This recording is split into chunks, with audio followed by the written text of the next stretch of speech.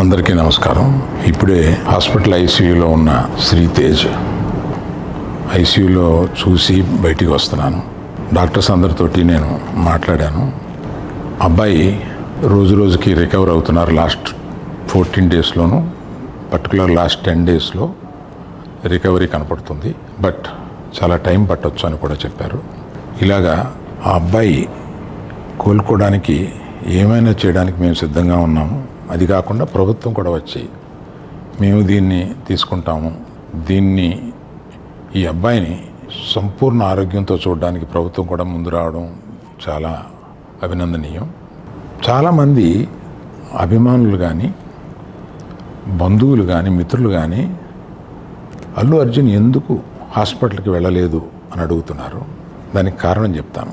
Stampede జరిగిన రోజు మరుసటి రోజు మార్నింగే అల్లు అర్జున్ వద్దామని అనుకుంటే హాస్పిటల్ అధికారులు నిన్నే కదా జరిగింది, ఇవాళ ఈ హాస్పిటల్కి వచ్చి ఇక్కడ ఇంకొక ఇన్సిడెంట్ని ఎందుకు అవాయిడ్ చేయమని చెప్పి అడిగారు.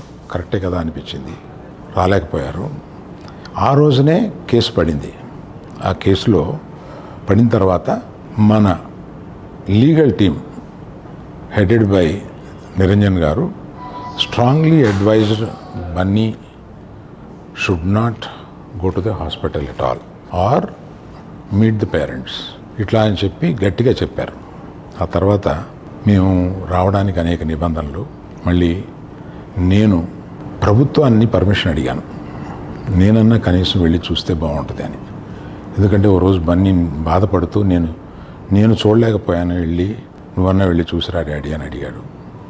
నేను ప్రభుత్వాన్ని అడిగితే వారు పర్మిషన్ ఇచ్చారు. ఈ పర్మిషన్ నాకు ఇచ్చిన చీఫ్ మినిస్టర్ గౌరవనీయులు రేవంత్ రెడ్డి గారికి, పోలీస్ శాఖకి, మన హాస్పిటల్ అధికారులు, సిఇఓ గారు అభిమన్యు, మెడికల్ డైరెక్టర్ సంబిత్ గారు, వీరందరికీ, హాస్పిటల్ వర్గానికి అందరికీ నా కృతజ్ఞతలు తెలియజేస్తున్నాను.